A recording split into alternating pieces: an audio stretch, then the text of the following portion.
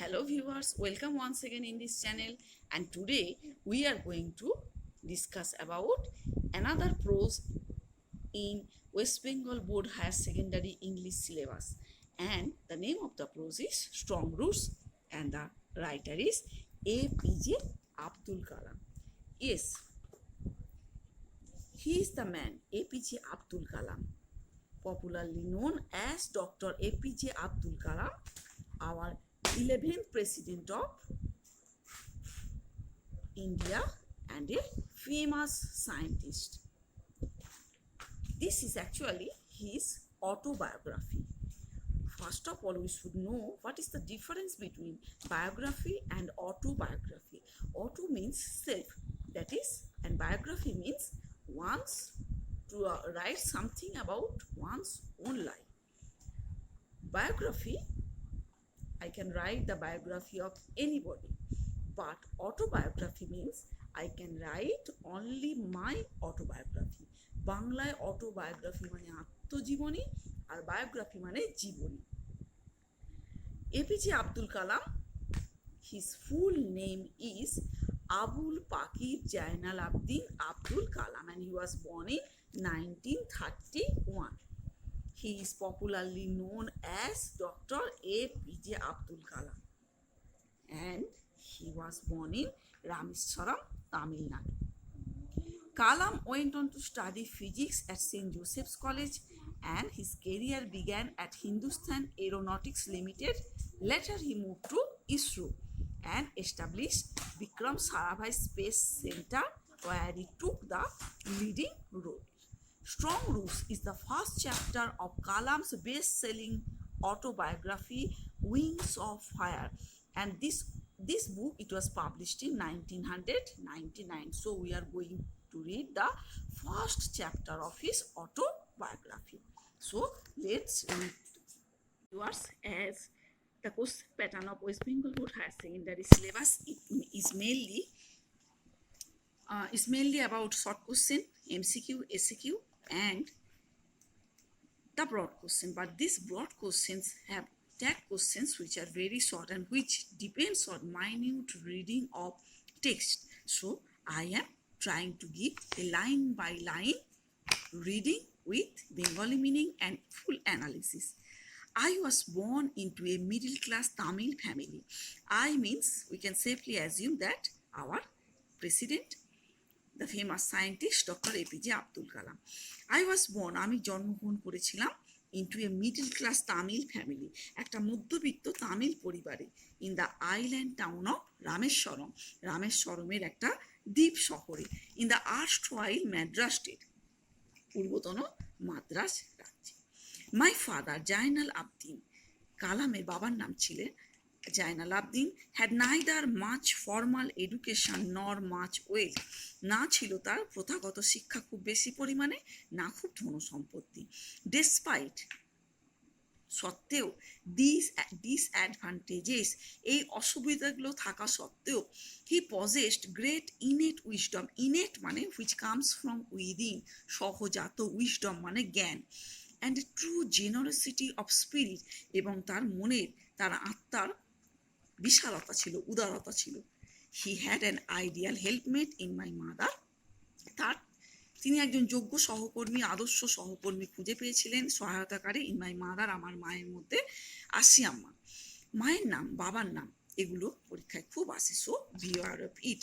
I do not recall means remember, আমি মনে করতে পারি না, the exact number of people, সঠিক সংখ্যক লোকটা she fed every day, প্রতিদিন খাওয়াতেন, but I am quite certain, কিন্তু আমি নিশ্চিত, that far more outsider, অনেক বেশি বাইরের লোকেরা ate with us, আমাদের সঙ্গে খেত, than all the members of our own family put together, আমাদের বাড়ির যত লোকেরা খেত। My parents were widely regarded as an ideal couple. আমার বাবা মা ব্যাপকভাবে, ওয়াইডলি মানে ব্যাপকভাবে গণ্য হতেন আইডিয়াল কাপেল হিসাবে। এখান থেকে একটা ব্রড কোশ্চেনও আসে। মাই মাদার্স লিনিয়েজ মানে বংশ পরম্পরা, ওয়াজ দ্য মোর ডিস্টিংগুইশড, সেটা ছিল অনেক বেশি ডিস্টিংগুইশড। মনে রাখার মতো উল্লেখযোগ্য।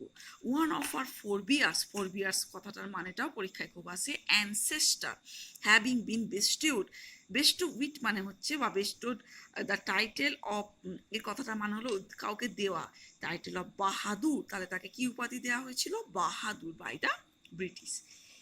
এই অংশ আই থেকে ব্রিটিশ, এই দুটো paragraph, first two paragraph deals with Kalam's parentage and their characters, especially they both, how were they both as a couple. The third paragraph, it deals mainly with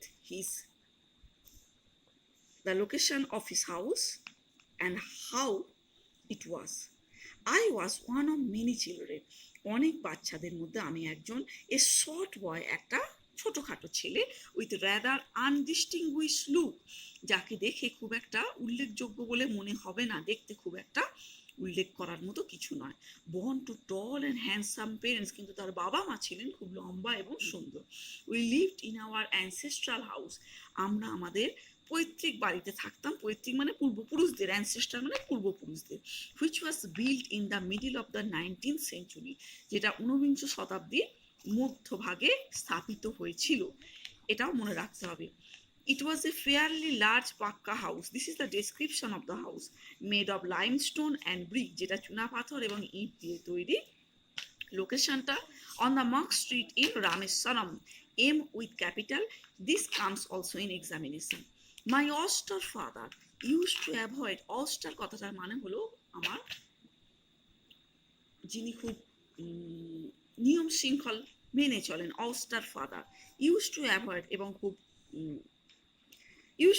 তিনি অ্যাভয়েড করতেন অল ইন এসেন্সিয়াল কমফর্টস, এসেন্সিয়াল মানে প্রয়োজনীয়, in essential মানে যেটা প্রয়োজনীয় নয়, কমফর্টস and লাক্সারিস, এগুলো সব, কমফর্টস আরাম, লাক্সারি মানে হলো বিলাস, সেই বিলাসিতা, সেগুলো তিনি সব এড়িয়ে চলতেন। হাউএভার, যাই হোক, all necessities were provided for, সমস্ত রকমের প্রয়োজনগুলো আমাদের যোগান দেওয়া হতো, in terms of food, medicine or clothing, সেটা খাবার, ওষুধ কিংবা জামা কাপড়। ইনফ্যাক্ট,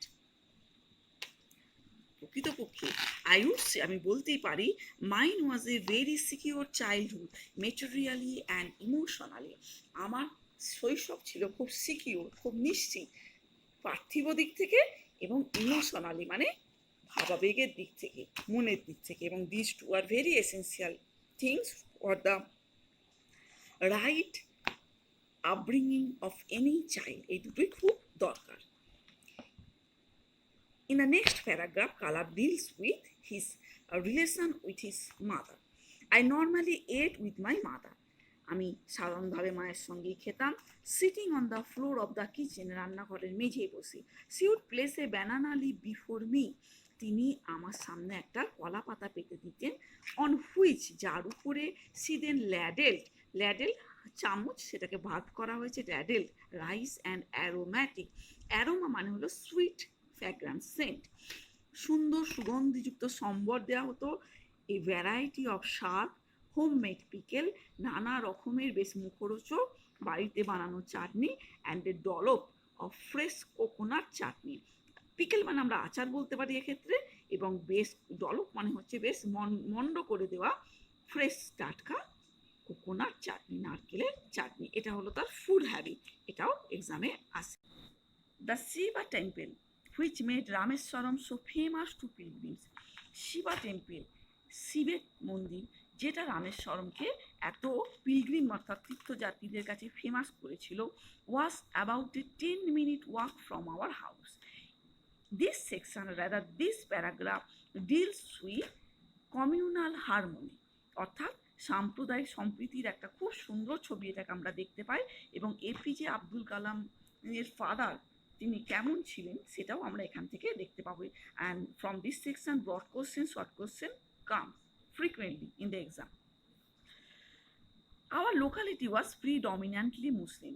আমাদের এলাকা ছিল প্রধানত, প্রিডমিন্যান্টলি মানে, ডমিন্যান্ট মানে যারা প্রাধান্য বিস্তার করে থাকে, তাহলে প্রধানত Muslim, but there were quite a lot of Hindu families too, TWO2 means also, অনেক সংখ্যায় হিন্দু পরিবারও ছিল, লিভিং অ্যামিকেবলি মানে হচ্ছে তারা খুব ভালোভাবে, খুব friendly with their Muslim neighbours, Muslim প্রতিবেশীর সঙ্গে বসবাস করতো।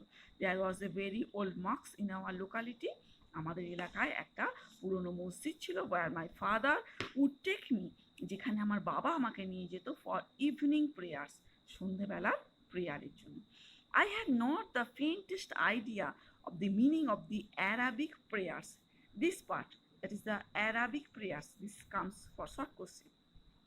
আমার কোনো ন্যূনতম ধারণা, আবছাতম ধারণাও ছিল না ওই অ্যারাবিক প্রেয়ার, চ্যান্ট মানে singing of A religious song, কোনো ধর্মীয় সঙ্গীতকে স্তোত্রপাঠ করাকে বা প্রেয়ার বা নামাজের পাঠ করাকে তাকে চ্যান্টিং বলা হয়। But I was totally convinced that they reached God, কিন্তু একটা জিনিস আমি কনভিন্সড হয়েছিলাম যে তারা ঈশ্বরের কাছে পৌঁছয়। They means this chantings. When my father came out of the mosque after the prayers, যখন আমার বাবা মসজিদ থেকে বেরিয়ে আসতেন প্রেয়ারের পরে, প্রার্থনার পরে, people of different religion would be sitting outside, তারা মসজিদের বাইরে বসে থাকতো, বিভিন্ন ধর্মীয় সম্প্রদায়ের লোকেরা ওয়েটিং ফর হিম, তার জন্য অপেক্ষা করে।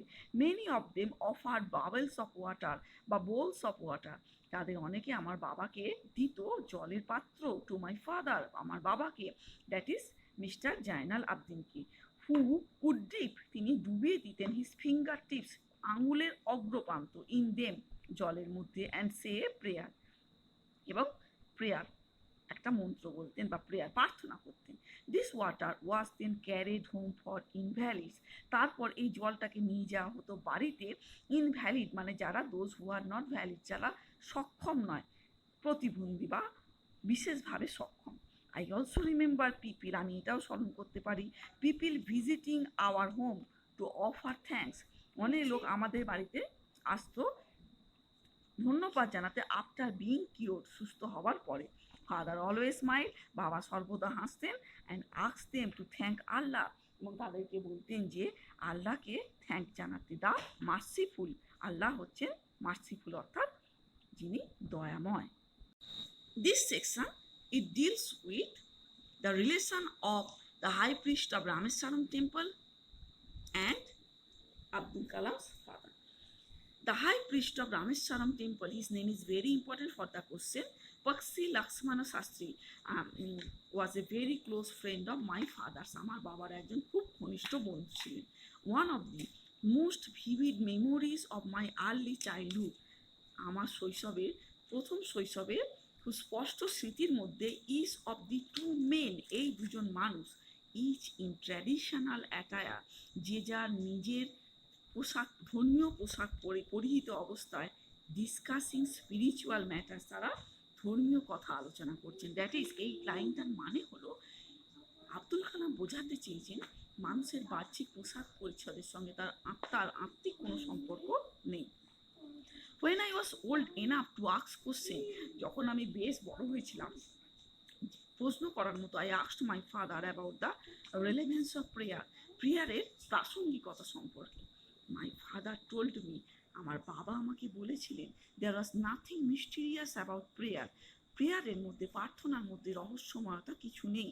রাদার প্রেয়ার মেড পসিবল এই কমিউনিয়ন, প্রার্থনা একটা কমিউনিয়ন, একটা যোগসূত্র তৈরি করে অফ দি স্পিরিট, আত্মার মধ্যে, বিটুইন পিপিল, লোকেদের মধ্যে। when you pray, he said, you transcend your body, transcend মানে উন্নীত হয়ে যাওয়া, অর্থাৎ আমি আমার নিজস্ব শরীরকে ছাপিয়ে যাই, and become a part of the cosmos, এই মহৎ মহান বিশ্বের আমি একটা অংশ হয়ে যাই। Cosmos means the whole universe, which knows, যেটা জানে না, no division of wealth, age, caste or creed, এবং এটাই সর্বধর্মের মূল কথা, যেটা কোনো পার্থক্য জানে না। ওয়েলথ মানে হলো সম্পদ, এজ মানে বয়স, কাস্ট মানে জাতি, অর ক্রিড মানে হচ্ছে এখানে বংশ। So viewers, this is the first part, and for the convenience I am going to discuss, I have made two parts for the convenience of readers, and if you like this video you can share with your friends. Till then, tata.